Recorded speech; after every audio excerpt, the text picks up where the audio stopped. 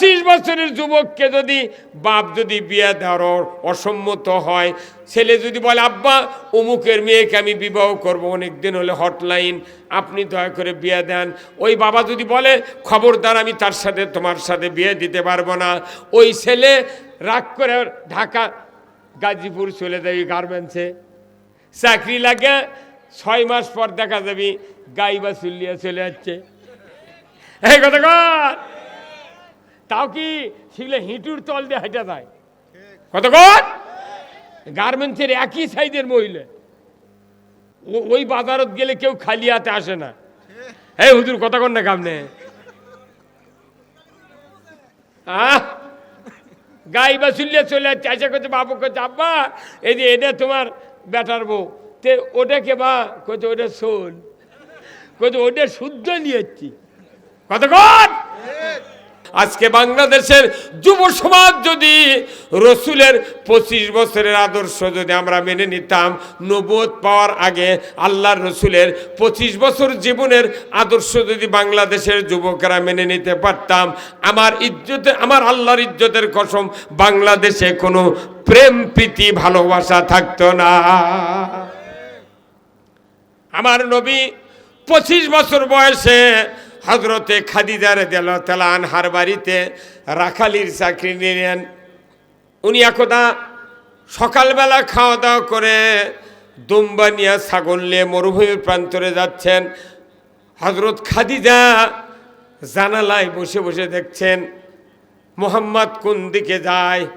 একটু অদূরে যেতে যেতেই সূর্যের কিরণে মরুভূমি উত্তপ্ত হয়ে গেছে, কিন্তু জানালা দিয়ে খাদিজা দেখেন মুহাম্মদ সাল্লাল্লাহু আলাইহি ওয়াসাল্লামের মাথায় ছাতা নাই, মাথায় কোনো কাপড় নাই, কোথাও ছাতা দিয়ে কেউ ছায়া ধরে না। হঠাৎ করে জানালা দিয়ে দেখেন মুহাম্মদ সাল্লাল্লাহু আলাইহি ওয়াসাল্লাম হাঁটিয়ে হাঁটিয়ে ছাগলের পেছনে পেছনে যায়। কে যেন মাথায় ছায়া ধরে, ছাতা নাই, কাপড় নাই। হযরত খাদিজা দেখার জন্য ঘর থেকে বেরিয়ে মরুভূমির কিনারায় চলে গেলেন। উনি কিনারায় গিয়ে দেখেন আকাশের দিক নজর করে সূর্যের সামনে এমন একটা মেঘখণ্ড কে যেন ধরে রেখেছে। মুহাম্মাদের শরীরে সামান্যতম যেন রোদের কিরণ সেকেন্ডের যেন লাগতে না পারে। জোরে কন্যা মারহাবা। আল্লাহ রসুলের শরীরে একটা রোদের কিরণ ঢোকে না। উত্তপ্ত মরুভূমির বালিকার ভিতর দিয়া মুহাম্মদ সাল্লাল্লাহু আলাইহি ওয়াসাল্লাম ছাগল নিয়ে যান, অথচ ছায়া দেয় কে? দেখতে গিয়ে উনি দেখলেন আকাশের একটা মেঘখণ্ড। কয়েকদিন উনি দেখলেন একই অবস্থা। হযরত খাদিজা রাদিয়াল্লাহু তাআলা আনহা মক্কাতে 7 জন ধনী ছিলেন, তার ভেতরে 3 নম্বর ধনী ছিলেন হযরত খাদিজা রাদিয়াল্লাহু তাআলা আনহা। উনি চিন্তা করলেন এই তো মুহাম্মদ আমার বাড়ির রাখাল, ইনি যেন তেন মানুষ নন, আমি কাকে দিয়ে ছাগল চড়ায় নিচ্ছি। হঠাৎ করে সন্ধ্যার সময় হযরত খাদিজা বললেন মুহাম্মদ তোমাকে আমি একটা কথা বলবো, তুমি যদি মানতে আমার জীবনটা ধন্য হয়ে যেত। হযরত খাদিজা বললেন মুহাম্মদ তোমাকে আমি একটি কথা বলবো। মুহাম্মদ সাল্লাল্লাহু আলাইহি ওয়াসাল্লাম বললেন মুনিব আপনি বলুন কি কথা বলবেন।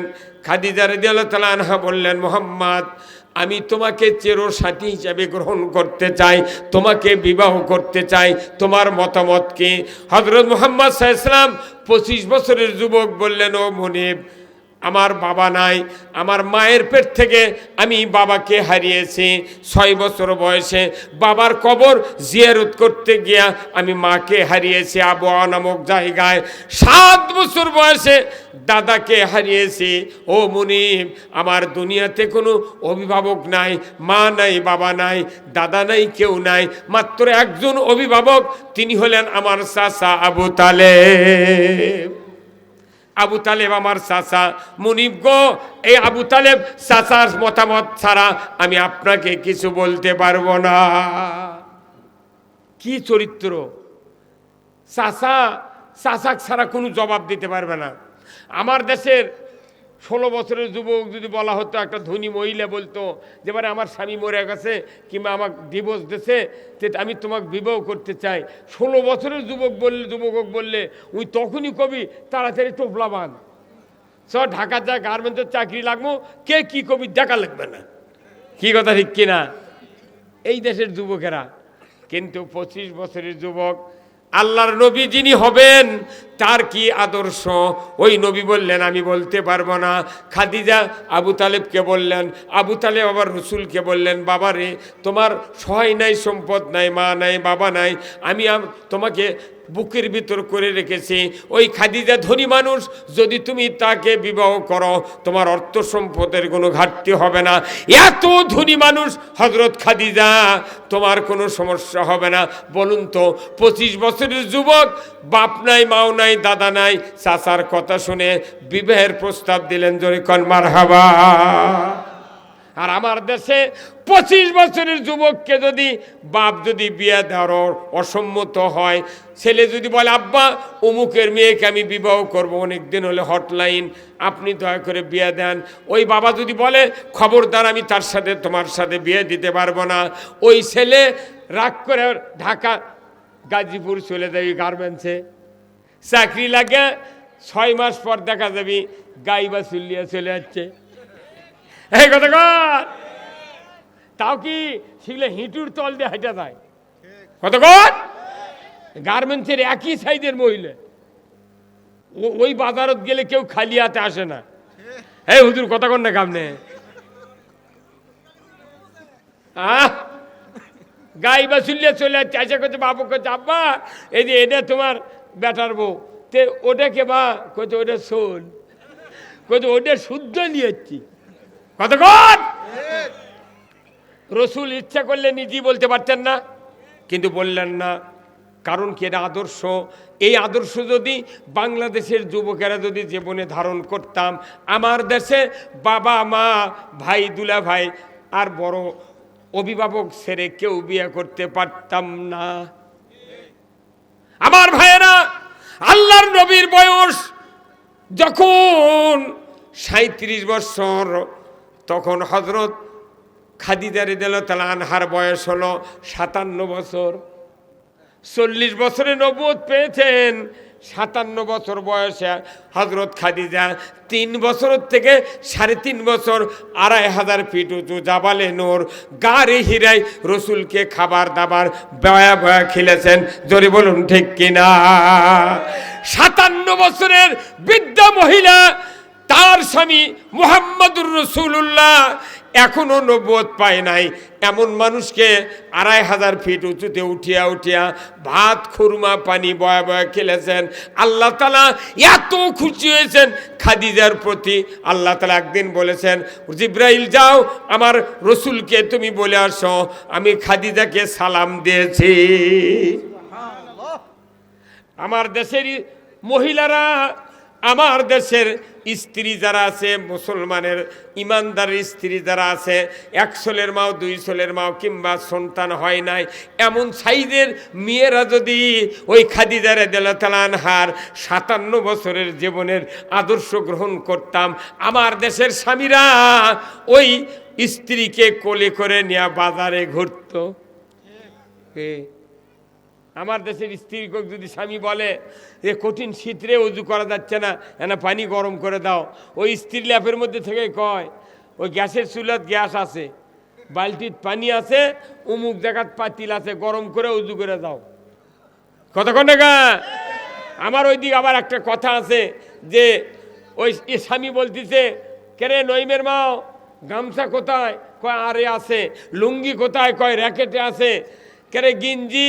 কয় আলমারিত। কেরে পান্টি কোথায়? কয় উঠিচ্ছি। কথা ঠিক কিনা? হয় না? সতী নারীর পতি হায় রে পর্বতেরই চূড়া, অসতী নারীর পতি ভাঙ্গা নায়ের গোড়া, খালি পায়ে হাঁটা ভালো কষা জুতা যারো, দেশ হতে বিদেশ ভালো কল্যাণ নারী যারো।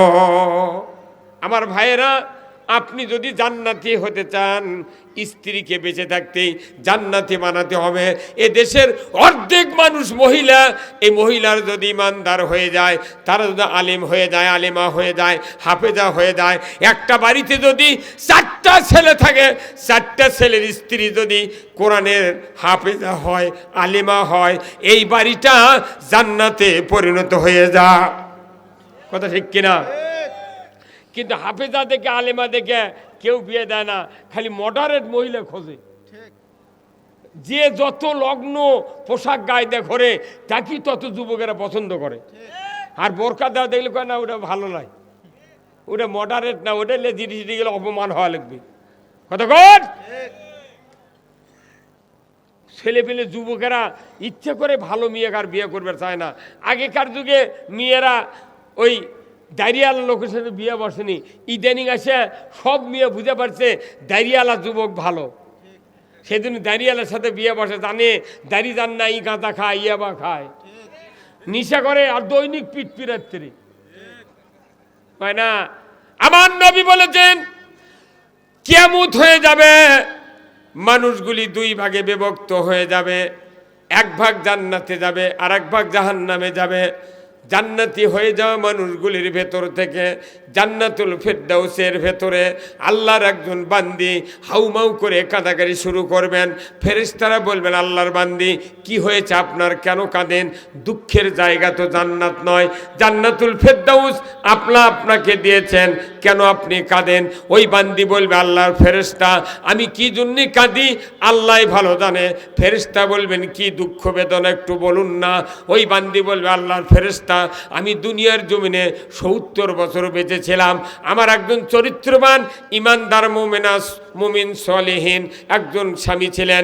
ওই স্বামী বিবাহের পর থেকে আমার মোহরানা পরিশোধ করেছিলেন, আমাকে ইসলাম দিন শিক্ষা দিয়া চরিত্রবান বানায়েছিলেন। যতদিন আমি দুনিয়ায় বেঁচেছিলাম স্বামীর উপদেশ শুনিয়া শুনিয়া জান্নাতের পথে চলেছিলাম। আমি মরণের পর থেকে আজ পর্যন্ত দুনিয়ার ওই চরিত্রবান স্বামীকে আমি চোখে দেখি না, জান্নাত ভালো লাগে না। আজকে বেহেশতের ভেতরে যদি দুনিয়ার ওই স্বামীকে আমি চোখে দেখতে পাইতাম, আমি কলিজাটা জুড়িয়ে নিতাম। আল্লাহ বলবেন, হে আমার ফেরেশতা দেখো না এই বান্দির স্বামী কোন জায়গায় আছে।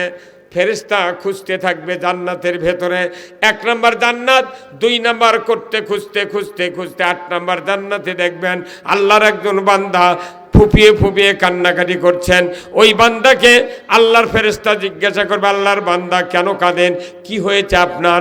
বলে, আমার দুঃখ, দুনিয়াতে আমার 80 বছর আমি বেঁচেছিলাম, আমার একজন মোমেনা সলা স্ত্রী ছিলেন, ওই স্ত্রী আমি মৃত্যুর পর থেকে আজ পর্যন্ত আর আমার চোখে পড়ে না, জান্নাত ভালো লাগে না। আজকে 70 জন হুর গেলেমান আল্লাহ তাআলা আমাকে দিয়েছেন, তবু আমার মন ভরে না। এই হুর গেলেমানের ভেতরে যদি দুনিয়ার ওই স্ত্রীকে আমি দেখতে পাইতাম, আমার কলিজাটা জড়িয়ে নিতাম। স্বামী যদি জান্নাতে যায় স্ত্রীর জন্য কাঁদবে, স্ত্রী যদি জান্নাতে যায় স্বামীর জন্য কাঁদবে। আমার রাসূল বলেছেন, স্ত্রী যদি বলে আল্লাহ আমার স্বামী উত্তম, সে স্বামী যদি মুত্তাকি হয়, নামাজি হয়, নির্ঘাত ওই স্বামী জান্নাতি। আপনি চেয়ারম্যানক ভালোবাসেন 6 ধারা চাউলের কাঠ পাওয়ার জন্যে, মেম্বরক ভালোবাসেন পায়খানার পাট পাওয়ার জন্য, কথা ঠিক কিনা? এমপি ভালোবাসেন বেটার চাকরির জন্যে। আর আমার রসুল বলেছেন স্ত্রী ভালোবাসতে হবে জান্নাতের জন্যে। আজি দেখো বেবি, তুই যে পেটা পিস তোকে জীবনে ভালো কমে না, কি কথা কর? নাম হলো ময়না, গাল ফুলে তাকে কথাই কয় না, চিরা গেছে শাড়ি, আজি যদি কিনা না দাও চলে যাব কিন্তু বাপের বাড়ি। মেয়ে মানুষ যদি স্বামী ভালো না বাসে ওই অনবরত 1 পাও আলোক করেই থাকে। বহু স্ত্রী আছে, বহু বড় বড় লোকের স্ত্রী আছে, আমি দেখেছি, প্রমাণ আছে আমার কাছে। মুখের সামনে স্বামী কষে, আমি হয়ে গে তোর ভাত খাচ্ছি, কিন্তু ওই স্বামী এই কথা মানুষ কয় তাহলে ওর ইজ্জত থাকবে না, সেদিন ওই লোয়ার মতো চাবিয়া লোক করে আসে। কতক্ষণ মহিলাকে এত দয়া, আপনি যদি স্ত্রীকে ভালোবাসতে পারেন, আপনার পায়ের পাতা স্ত্রী জিহব্বা দিয়ে চাটিয়ে দিবি। কিন্তু আমার দেশের স্বামীরা স্ত্রী মনে করে না, তারা মনে করে কামের ঝি। কথা কোন দেখা কত কামের ঝি। আবার আজকালকার কিছু স্বামী আছে স্ত্রী খুব ভালোবাসে, ভালোবাসতে বাসতে একে হুন্ডার পাশে তুলে ওকে কে বোরকা খুলে নিয়ে যাচ্ছি। ওই স্বামী আবার মনে মনে কয়, দেখো আমার স্ত্রী কি ভালোবাসছি। আবার কতগুলো মহিলা আবার করে কি, একে স্বামীর ঘাড়ের উপর ইঙ্কে করে দিচ্ছে, ইঙ্কে থেকে হেলান দেয়া মানুষ দেখাচ্ছে, দেখ কি প্রেম, কি প্রেম। এই কথা কর, এটা আবার একে এটা নির্ভেজাল জাহিলিয়াত, এটা নির্ভেজাল জাহিলিয়াত। তুমি এমন ভাবে চলার পথ ধরবে না যাতে মানুষের মনে অন্য কোনো উস্কানিমূলক চিন্তা থাকে। কথা কর। আপনি হাজী সাহেব, আপনার বেটার বউ নিয়ে যাচ্ছে হুন্ডত করে নিয়ে, বোরকা নাই কিচ্ছু নাই, পাওত খুরু আলা স্যান্ডেল পাওয়া দেয়, পায়ের উপর পাও দিয়ে যাচ্ছে, রাস্তার 2-4 জন লাচতে থয়ে চলে যায়। লাভ কি লাভ? আর দায়ুসুলা ইয়াদখুলুল জান্নাহ, দায়ুস যারা হবে তারা জান্নাতে প্রবেশ করতে পারবে না। আমার দেশে যুবতীরা ফুটবল খেলে, কি সবুজ গিঞ্জি গাওয়ার দেয়া ইনকে হাইয়া তারা গুছাবার করে ফুটবল খেলে পাশ করে আর জিতে আছে, বাংলাদেশের গৌরব উজ্জ্বল করছে। যদি বল খেলায় জায়জি হয় তাহলে আমার স্ত্রীকে আমি ব্যাগে নেমে দেবো খেলা। কথা কোন না, আমি বক্তা, আমি ইমাম, আমার স্ত্রী যদি ফুটবল খেলার নামে দিই, সেই দিন থেকে ফেসবুকে দিয়ে বলবে এই বদমাইশের বক্তৃতা কেউ শোনো না। কথা কর। কোন ইমামের বউ যদি বল খেলে তার পাশে একজনও মানুষ নামাজ পড়বে না, শয়তানও নামাজ পড়বে না। কথা ঠিক কিনা? তাহলে ইমামের বউয়ের বল খেলা হারাম, আর আপনার বিটির হাই স্কুলত বল খেলা জায়েজ, কোনটি লেখা আছে দেখান তো। কি নির্লজ্জ কাজ। এই বল খেলা খুব চেতি ছিল বাংলাদেশত, তার করোনা যখন আসছে তখন ওটা বন্ধ। করোনা আবার বল খেলা যদি আরম্ভ হয়, আবার করোনা আসবে। এই কথা ঠিক কিনা? মুসলিম আমি, সৈনিক আমি, আমি চির রণবীর, আল্লাহকে ছাড়া কাউকে মানি না, নারাই তাকবীর। বীর মুসলমান ধরো আল কোরআন, ফিরায়া আনো সেই হারানো সম্মান। বীর মুসলমান নারাই তাকবীর, আল্লাহু আকবার, তোলো ধুনি ধরায়া রাখবার। বীর মুসলমান ধরো আল কোরআন, ফিরায়া আনো সেই হারানো সম্মান। বীর মুসলমান যে আওয়াজ শুনে ওরে মুসলমান ভয় কাঁপিত, কাফেরও বেঈমান। জোরে কর মারহাবা। দাউরে সে হুঙ্কার কররে তুল পার, পাপে দুনিয়া ভেঙ্গে কররে চোরমার। বীর মুসলমান ধরো আল কোরআন, ফিরায়া আনো সেই হারানো সম্মান। বীর মুসলমান আমরা বীরের জাত। আজকে কোরআন বিজয় না থাকার কারণে আজকে সমাজে কারো নিরাপত্তা নাই। এই জন্য আল্লাহর বান্দারা যারাই কোরআনের মাহফিলে বসে আছেন, এই মাহফিলের জন্য মসজিদে, এই বাজার মসজিদ আছে, এই মসজিদের জন্য আল্লাহর বান্দারা আপনারা একটু এই জান্নাতের বাগানে যার যা আছে একটু পকেটে দিবেন, আপনাদের কাছে ব্যাগ যাবে। অবশ্যই কেউ খালি হাতে ফিরাবেন না। আমি আপনাদের কাছে দোয়া চাই, দোয়া করি আল্লাহ তাআলা যেন সকলকে দ্বীনের জন্য কবুল করেন। যাদের পিতামাতা আত্মীয় স্বজন মারা গিয়েছেন, আল্লাহ যেন তাদের কবরখানা জান্নাতের বাগান বানায় দেন। রসুল বলছেন, মাম বানা মসজিদান বানা আল্লাহু লাহু বাইতান ফিল জান্নাহ। যারা মসজিদ তৈরি করবে, অর্থ দেবে, আল্লাহ তাদেরকে কিয়ামতের দিন জান্নাতের ভেতর বালাখানা দিয়ে দিবেন। মা বোনেরা যারা প্যান্ডেলে আছেন, আপনারা একটু টাকা উঠায় এই প্যান্ডেল দিকে পাঠায় দেন। আমি আপনাদের জন্য দোয়া করব, আল্লাহ তাআলা যেন এই জানমালে বরকত দিয়ে দেয়। যারা একটু মোটামুটি আছেন, যারা 1000, 2000, 5000 টাকা দেওয়ার মতো 1 বস্তা 2 বস্তা সিমেন্ট দিবেন, এই মসজিদের জন্য আমি আপনাদের জন্য দোয়া করব। আল্লাহ তাআলা যেন আপনাদের বাপ মা আত্মীয় স্বজনের ভেতরে যারা কবরে গেছে আল্লাহ যেন কবরগুলিকে জান্নাতের বাগান বানায় দেন, জোরে কোন আমিন। খুব তাড়াতাড়ি ভাই আসুন, যারা এখনো আছেন আমার সামনে বসে, যারা সাইড সাইডে আছেন, যাদের অর্থ আছে বিত্ত আছে, আমি আপনাদের কাছে দোয়া করব আল্লাহ যেন আপনাদের জানমালে বরকত দেয়, সংসারে বরকত দেয়। আসুন না আল্লাহর বান্দারা, খুব তাড়াতাড়ি যারা একটু দিবেন আমি আপনাদের জন্য দোয়া করব আল্লাহ তাআলা যেন জানমালে বরকত দেয়, জোরে কোন আমিন। যাদের একটু ব্যাগ আছে ভলেন্টিয়ার ভাইরা একটু ভেতরে ঢোকেন, আমি আপনাদেরকে একটু ঢুকতে বলছি। যাদের অর্থ আছে, টাকা পয়সা আছে, একটু দেন। আল্লাহর বান্দারা আল্লাহর এই দ্বীনি প্রতিষ্ঠানে যারা দিবেন আল্লাহ তাআলা তাদের জন্য ঘোষণা করেছেন, ওয়াকরাতুমুল্লাহ করদান হাসানা লাউ কাফির আন্না আনকুম সাইয়াতিকুম ওয়ালা উদখিলান্নাকুম জান্নাতিন তাজরি মিন তাহতিহাল আনহার। যারা আল্লাহকে কর্জে হাসানা দিবেন আল্লাহ তাআলা বলছেন আমি তাদের জীবনের সব গুনাহ মাফ করে দেব। আসুন না আল্লাহর বান্দা বান্দিরা, যারা একটু এখানে হাজির আছেন, আমার কথা শুনছেন, যাদের অর্থ সম্পদ আছে একটু মাহফিলে আল্লাহর জন্য কোরআনের জন্য দিবেন, আমি আপনাদের জন্য দোয়া করব আল্লাহ তাআলা যেন জানমালে বরকত দেয়, জোরে কোন আমিন। জোরে বলুন না আমিন। লিল্লাহি তাকবীর। খুব তাড়াতাড়ি ভাই একটু রুমাল নিয়ে ভেতরে ঢোকেন, যার যা পকেটে আছে একটু দেন, আমি আপনাদের জন্য দোয়া করব আল্লাহ তাআলা যেন জানমালে বরকত দেয়, আল্লাহ যেন সকলের জীবনের সমস্ত গুনাহ মাফ করে দেয়।